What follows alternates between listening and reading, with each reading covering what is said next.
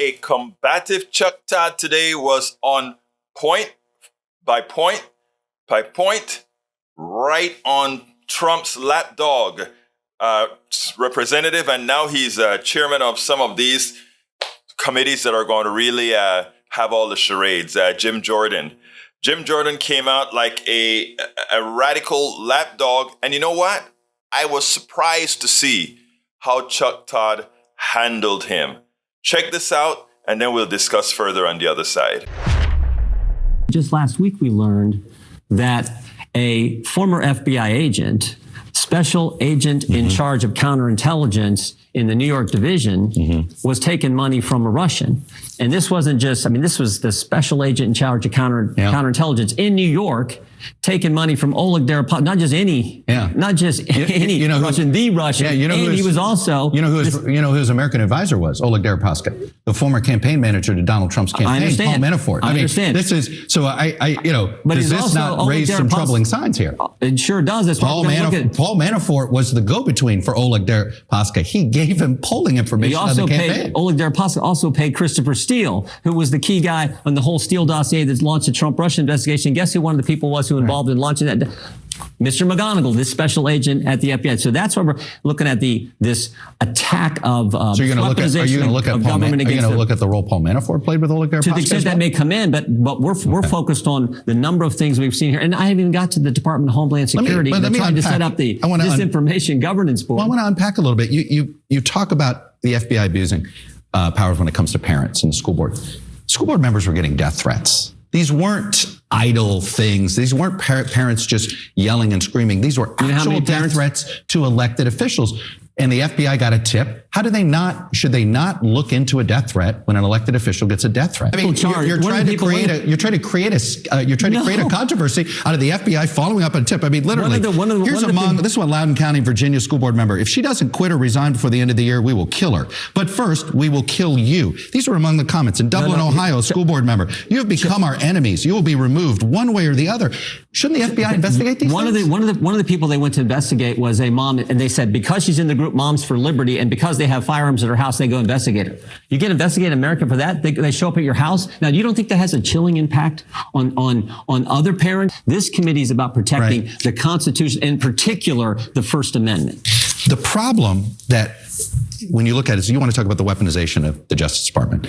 You don't want to look at anything that happened during the Trump years. He subpoenaed data on Congressman Adam Schiff and Eric Swalwell. That is known. He secretly obtained reporters' phone records using the Justice Department. He pressured the Justice Department, Donald Trump did, to go easy on Michael Flynn and Roger Stone. The Justice Department was pressured by Mark Meadows to investigate this election fraud. He even tried to change the leadership at the Justice Department. My point is, if you are concerned about the weaponization of the Justice Department in the Biden years, why not investigate the Trump years? We're going to look at threats to the First Amendment. We're going to look at what Elon Musk through the Twitter files has displayed is unbelievable. The idea that the FBI was paying Twitter $3.4 million to help them suppress information. That's not how it works. Keep information from the American Twitter to comply with subpoenas. That's the federal law. Do you think it was okay? That's a law Congress passed. Do you think it's okay for the FBI to be meeting every week and suppressing information about a conservative and suppressing the Hunter Biden story, which we know is true? Do you think that's all right? I think most Americans say, no, that's probably information. I understand, but this is a private organization that made this decision. But you keep talking about this raid on Donald Trump. The amount of time, there was 9 months between the initial action that the archives made for a request of documents before they even turned it over to the Justice Department. The subpoena was issued 60 days before they actually executed the subpoena. And more importantly, the only time the public found out about it is because Donald Trump told the public about it. This was not some sort of, you paint it as a picture of the FBI did this, and this within hours of each other, when it was actually a year and a half of Donald Trump not complying with any of the requests from National Archives. A year and a half. This is not some sort of proof that somehow that they've weaponized and playing politics over here. They raided Trump's home. They haven't raided Biden's home. Because Biden didn't defy a subpoena, Congressman. He defied a subpoena. By the way, he had 60 days to comply with the subpoena before they actually executed President Trump had documents locked in a room with Secret Service protecting them. President Biden had documents in his garage and in a think tank that was funded by the Chinese. I think there's a difference. President Trump was the only guy who was actually president You talk about that. You're worried about the Chinese and Hunter No, Biden. I'm just saying. Are you worried about the Chinese and Donald Trump? They took pictures of. Are you at all worried about that? No, I'm not. But they took pictures of the documents at Trump's house. They took no pictures of documents. In fact, it's not just me who would like to know what went on here. Senator Warner said it last week. He would like to get a briefing. He wants to see the documents. No, and guess what? The FBI is saying no, but they took pictures of the folders in Trump's home. The issue is not whether what Joe Biden did. No, the issue is equal treatment under the law. That's the issue. No, the issue is treatment under the law. You do not seem to ever see the same conspiratorial problems when it's a Republican. Those were all investigated for 4 years, and they continue to do it. Their Durham investigation investigated everything you're trying to investigate and came up with nothing. Do you not trust Bill Barr and Mr. Durham? The Mueller investigation, we had 2.5 years of this, and they were going to find Russian collusion. And guess what? They can't. Even though Adam Schiff told us the Durham investigation did not come up with any. They investigated all these concerns that you had about the FBI, about made up snitches, all these things. They didn't find anything. Why is it that you want to reinvestigate it? They found that Kevin Kleinsmith altered documents and he pled guilty to it. That's fine. When you got someone at the FBI altering documents in front of the FISA court, that's not finding anything. That's pretty important, Chuck. They did not find what you are claiming that is out there. Let me ask you about subpoena compliance. You didn't comply with a subpoena from Congress. Why should you expect the Biden White House to comply with your subpoenas? Well, first of all, I never told the January 6th committee that I wouldn't come testify.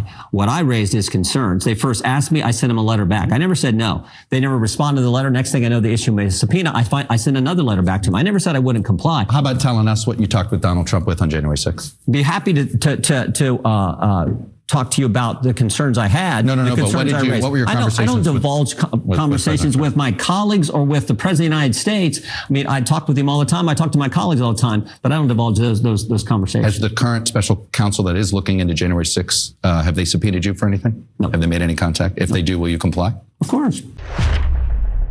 Look, imagine if when Republicans showed up to meet the press, if Chuck Todd and others used to drill them this way. Yes, they still got their piece out. Jim Jordan was still able to get quite a few lies out. I cut some of them out because I wasn't going to be a medium for him to use to expose his misinformation, lies, etc. But Chuck Todd went with him point by point, toe to toe. And you know what? He even embarrassed him at one time because when he tried to bring that Russian issue up, it turned out that the person that had the most involvement with that Russian oligarch, that Russian stooge, if you will, was none other than Manafort, the guy who was President Trump's campaign manager. Chuck Todd did a good job here. I think he could have done a bit better by not giving Jordan as much talk time that he did because he still used the airwaves to misinform.